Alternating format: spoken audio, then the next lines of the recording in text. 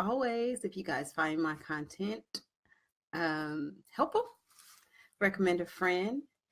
Join me over at financiallyintentional.com or financially intentional on Instagram or financially intentional on Facebook. And make sure you guys are joining our private Facebook group because we have some very interesting discussions there. You just don't want to miss out. Today, I'm going to talk about how I actually got into so much debt. A lot of times when people find out that I paid off nearly $1 million in debt, they're like, well, where the heck did all that debt come from?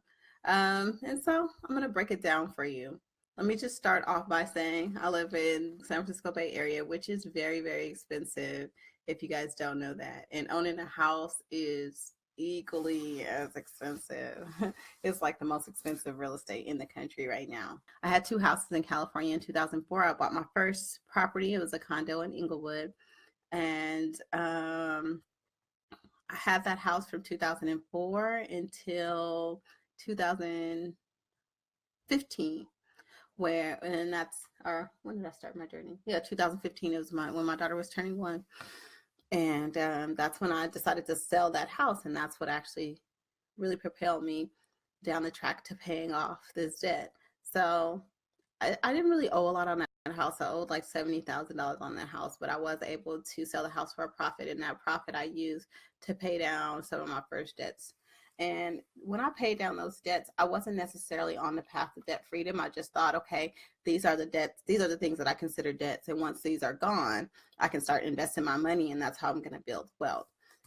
And if you guys know my story, you know that I had a whole bunch of student loan debts, but I didn't consider those debts. That was about $200,000 that I had in student loans. And I had them being paid from the student loan from the Public Service Student Loan Forgiveness Program.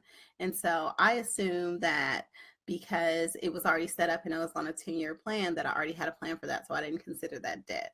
And as you guys know, I started listening in to Dave Ramsey and he was like, that's 10 years is too long to pay off your debt. So I started including that in what I needed to pay off. That's $200,000 right there. When I bought my house in 2014, I took out a loan against my 401k or 403b because I work for a government entity. And I don't advise doing that, but I did take out a loan for my down payment. And that's one of the first things that I paid off with the money that I had that I gained when I sold my house. I also had a second car, which is a commuter car. I brought a brand new Honda Civic because I had moved an hour or so away from my job. And I used to take public transportation to work. And I had an SUV, so I didn't want to spend all that money on gas. So I got like a cheaper car, but of course it was new and I had a car payment. So I paid that off as well.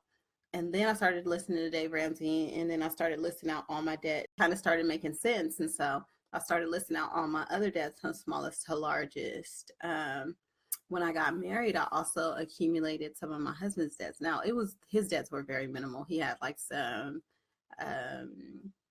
collections that he needed to pay off, and then like braces for him and his daughter that he was paying on.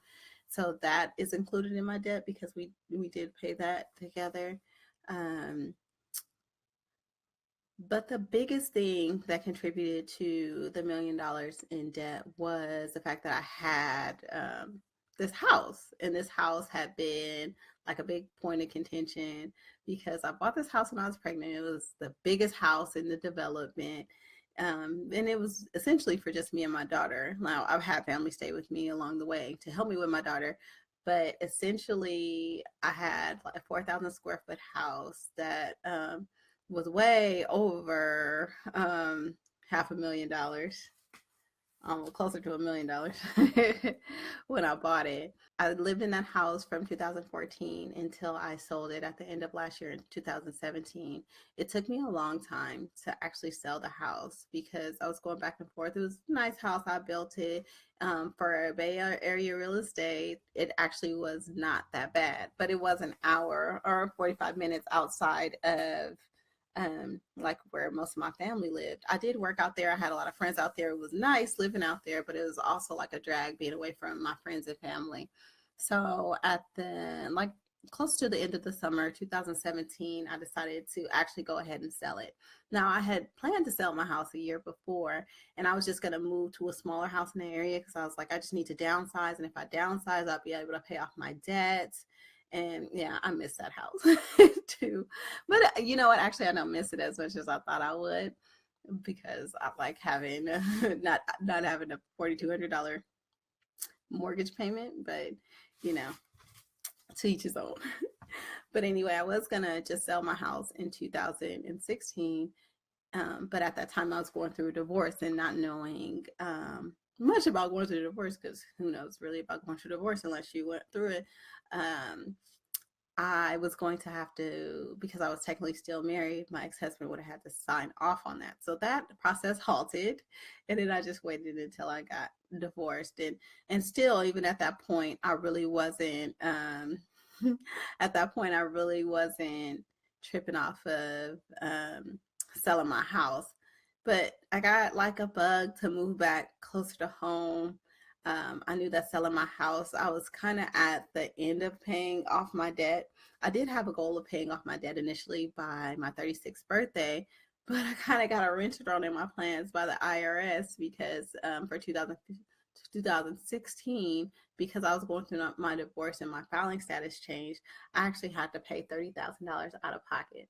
So before I did my taxes in the beginning of, or at the end of February, I only had 20 something thousand dollars left in debt. And that was just student loans. And I was like going to pay that off. I was going to do whatever I needed to do, grind that out and pay that off before my 36th birthday in May.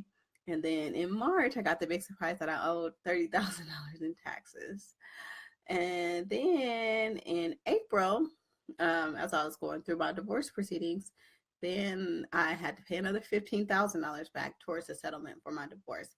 So that put me back at like $70,000 worth of debt. So when I sold my house, I had under $50,000 worth of debt. To pay off $20,000 of that was a student loan. I think it was closer to 40. I can't remember the number. I should have pulled it up off the top of my head right now. But yeah, so that's where all that debt came from. So I paid the IRS $29,000. And to do that, I don't play around with the IRS, you guys. I went to my credit union. Like I said, I feel like having a relationship with a credit union is super duper important. So I went to my credit union and I said, listen, I have to pay this debt off. What's the most cost effective way that I could get a loan to pay it off? Because I don't want to give the IRS access to my bank account. And my accountant was telling me that they were going to take an extra $1,000 a month just in fees for me to pay this. And I was like, listen, I'm not about to pay them anything extra. So I ended up taking, my car was paid off. So the lowest and the quickest way that they can give me money for that was to refinance my car. And that's how I paid the IRS off. I just sent them a check. And then I just paid back my bank. So I paid that off when I paid that car loan off when I sold my house. I also had $19,000 in student loans left that I paid off, and then the rest of my divorce settlement got paid too. So that is like the majority of my debt. I owed $576,000 on it. My student loans in total I paid off since 2015 were $186,659. The condo, when I sold it for I owed $70,000 on that. IRS like $29,000. I did pay off my husband's car during our marriage too, which was $26,000. The Honda that I had was $25,000.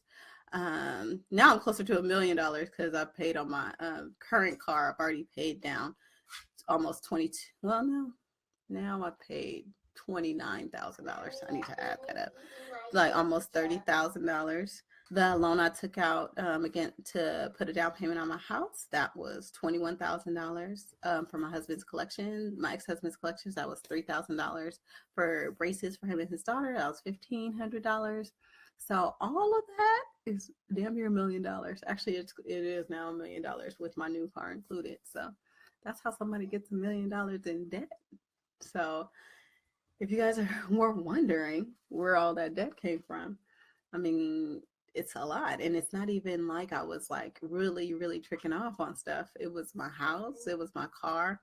I didn't have a super expensive car at that time. Some might argue that my car is really expensive right now. Thank you for watching my mommy's video.